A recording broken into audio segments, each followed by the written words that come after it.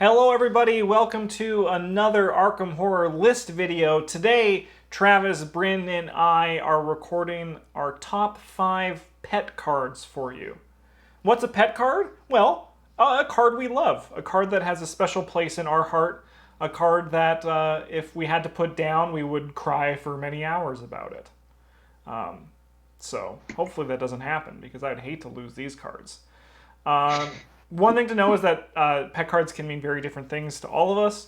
Looking through when Travis was telling me his list, mine's a lot different than his. So let's just all buckle up for that, folks. I think this is going to be a good video, though. And more importantly, right off the bat, if you're not subscribed and you like Arkham Horror content, we release a lot of it. Consider subscribing.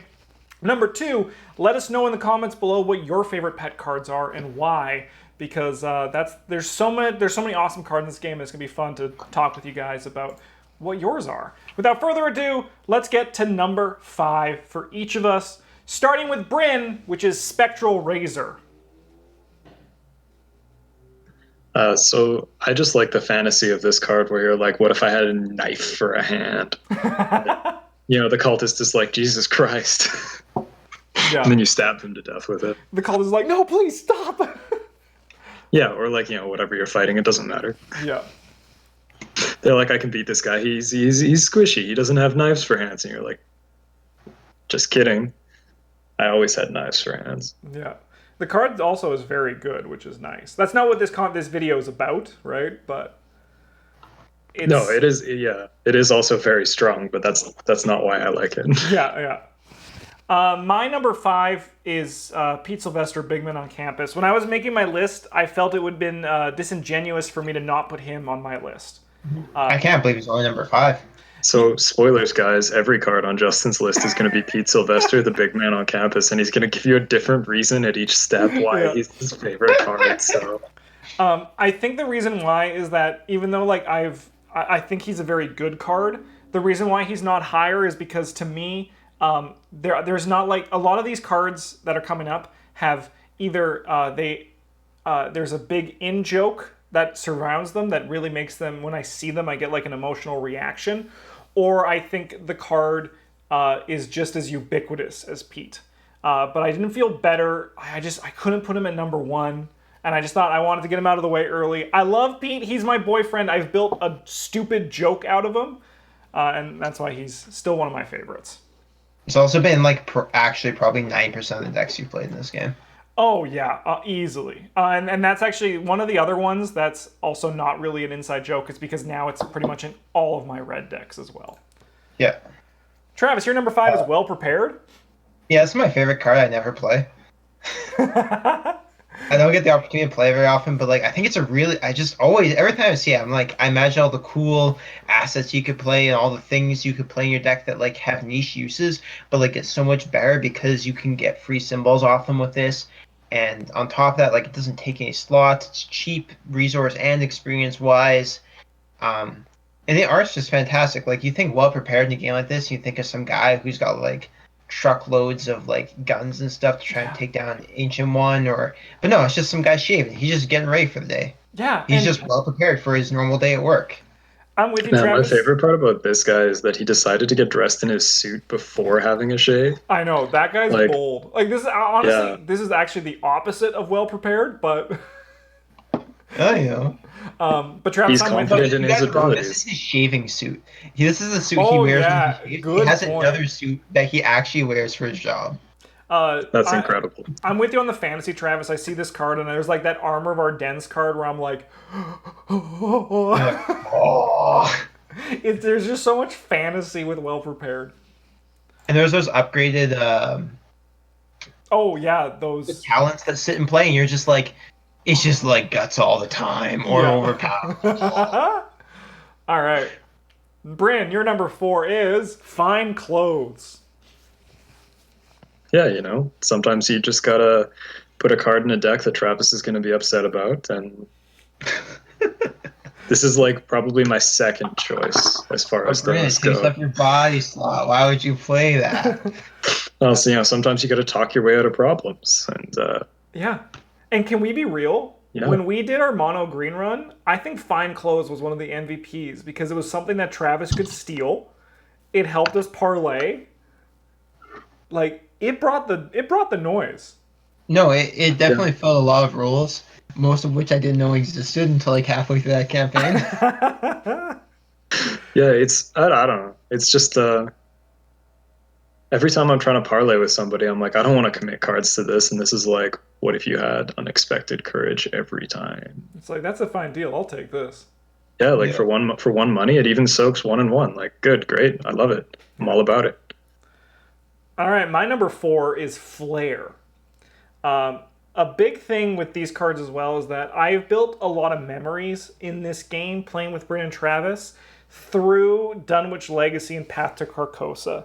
In my mind, that was like the peak of the game for me in terms of the stories we told, the jokes that were made from it, and Flair is always that card of just firing my, like looking at the board, looking at my hand and thinking, I can either attack this enemy that's with Bryn, or I could try to take an ally from Bryn's deck.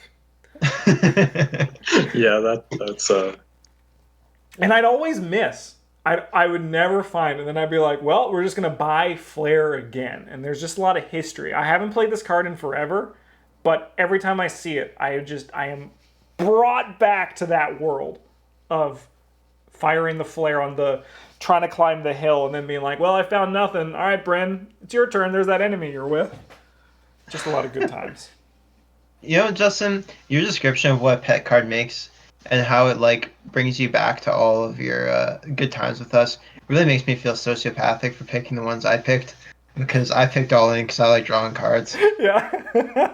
I really liked that one time where I played it illegally, and Brandon was like, "By the way, you get to shuffle back your weaknesses," and I was like, "Oh my god, It's so there's strong. no yeah, we're like, downside." which cards are you drawing first? And you were like, it doesn't matter. And it's like, no, but it does, because there's 5 of them where you can't draw weaknesses in. Yeah, and I was like, "Holy shit." I mean, you know what? All in is Justin's an over here exciting like, I card. really enjoyed the time I spent with my friends and the stories we made playing these games. I'm like, oh, I like drawing cards. That's why I said at the beginning. I saw our lists and I was like, Travis and I have very different lists. And these are different, yes. Yeah. All right, let's get to I number think 3. every Bryn, your number 3 is Cherished Keepsake, otherwise known as Mr. Potterson, which is what I refer to it when I mean the card. yeah, Mr. Potterson. Yep. He's just so the games that I play when I'm not playing with like you guys, I play like a lot of Will Yorick. And so many times, Cherished Keepsake has been the difference between dying horribly and being unkillable for the rest of the scenario. Yeah. Unkillable. Yeah, and it just like, it's The card's I fun. like this card a lot. Yeah, it may not be the strongest card or the best card for even the job. Like Pete Sylvester exists, Yeah. but it's the card I remember most. Maybe somebody else is playing Pete Sylvester. Whoops, that might be me because I've noticed now that all the cards on my list so far have been red. My number 3 is Dark Horse. I think this card's really fun to play, and I like all the decisions that I have to make each upkeep phase of whether I'm going to gain a resource or not, depending on what I have in my hand. I just think the card's really fun, and when it came out during Dunwich, it was like, whoa, this is a new possibility. This is a new way to play, and that's really cool. I wish I could have 2 in play just so they could see each other and say, hey, buddy, I like you. It's very wholesome of you, Justin. Yeah. My number 3 favorite card is Seal of the Elder Sign. I have a lot of reasons that I like this, and if you would like to hear me elaborate on them, you can go watch any of the other 4 videos that this card has been featured in. Yeah. But it's just, everything about it is so good for me. You automatically succeed. Your teammates automatically succeed. The art's fantastic. You feel powerful while you're doing it. Like, it's so good. Yeah, and Travis is in line. I think it was his number 1 in both the art video and the top experience purple cards. Like, it's I love it. I love this card. Yeah. The card's great. Mm-hmm. All right. I strongly consider putting it as my number 1, but there's one card that I think really embodies what I appreciate about this game more. And we'll get there. But first, we have to take a little pit stop at number 2, starting with Bryn, which is the Crystallizer of Dreams. Woo! I just think like, have you ever wanted to walk into a fantasy game and spend your entire game drinking cocaine out of a jellyfish egg? Because that's what this card does. One thing I really respect about Crystallizer of Dreams is that very recently, like as this came out very recently, we were able to build a whole new in-joke going about it. One thing that I think that really helps, that really has made our channel and like us three play together so well, is our ability to make jokes that last forever in the game with one another. Yeah, yeah. It also turns out that jellyfish is like really a lot slower than I thought it was. As we learned clearly today. So yeah, this card is not only is this card so it's like awesome and fun to play with, and every time that you have a hand that doesn't have it and you're looking at your events, you're like, why am I wasting my value? But it's also better than I thought.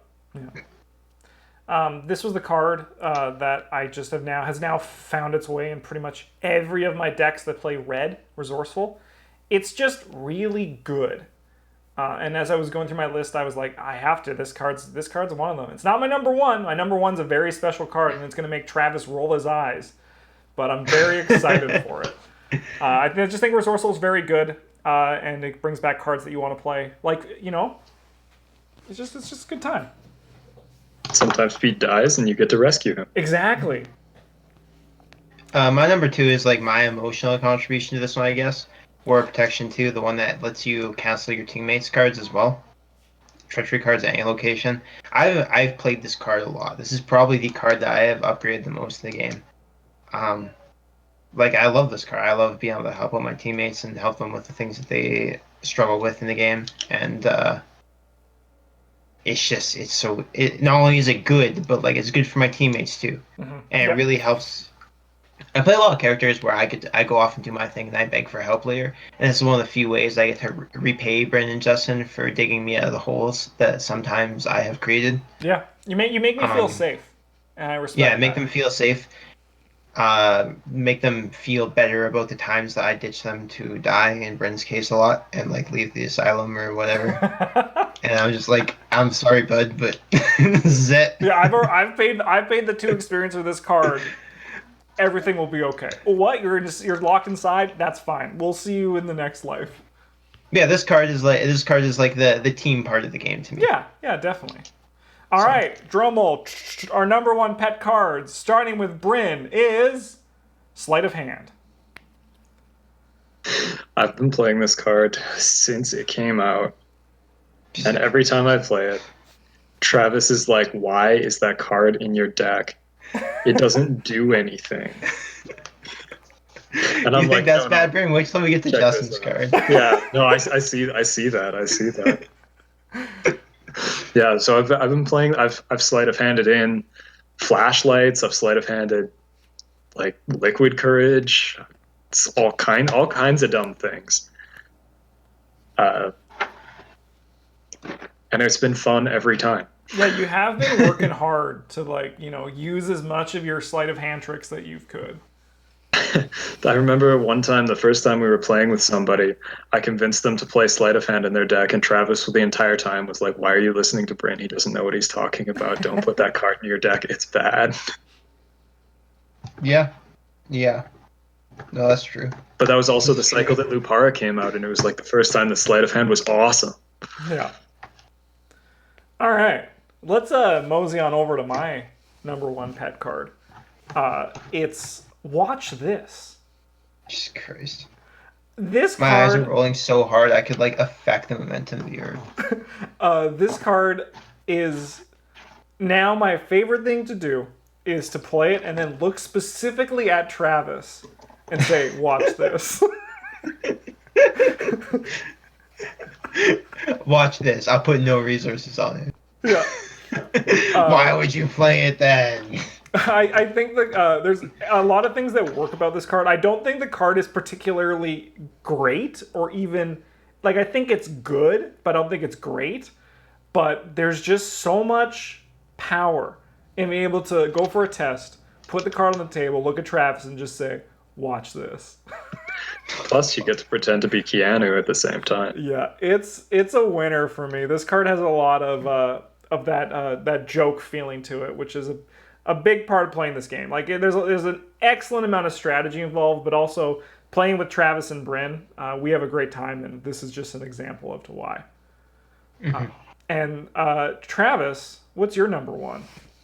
So my last card was like you said, like we have different reasons for what pet cards mean to us. And the last one was like a little more in line with what you thought, and is like I like helping my teammates, but we're back to the main dream of the game, which is drawing cards, baby, where I don't have to have this man.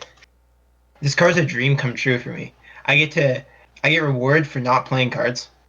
I get to draw more cards as the reward, and also I get to not count them as my hand slot, so I get to have more cards in my hand. Yeah. It also doesn't even take up a hand slot; it takes up a mystic slot, arcane slot, which is fantastic for most yellow investigators. This is a new card, but like every time I play this in my Mandy deck, I get so hype. I think the fact that it's a new card and it is there shows that there's a lot of, like that card's really resonating with you. Yeah. No, like this card, and especially some of the cards. I'm so pumped to play some of those Harvey Walters cards. Like, oh, baby. I told this to Travis and Bryn right before we recorded this, but last night I had a dream where we were playing Arkham Horror, and Travis said, Justin, look how many cards I have in my hand because of my dream-enhancing serum. And he had 120 cards in his hand. And he was just fanning it out for me. And I'm like, Travis, you gotta stop. And he's like, no. Nope. And I was brought back to the dream because he said that was his number one. So that's this was a good list. This was a fun video to make. I liked this one. This was a fun one. Yeah. So everyone watching at home, what are your guys' favorite pet cards and why? In addition to that, what are some inside jokes that you have from your Arkham Horror card game? Because we have so many, like Mark Harrigan, Sexiest Man Alive, Charlie Kane, Vampire Hunter. Who was the one, the lawyer, or not the lawyer, who died on the ship when we were playing Eldritch Horror? That was a good one. Oh yeah, no, that is the lawyer. That's George Barnaby. Yeah, George Barnaby just goes and dies on a boat in the middle of the ocean. He even died out there. It's like every time Bryn plays me, he goes and shoots himself in the ocean. Yeah.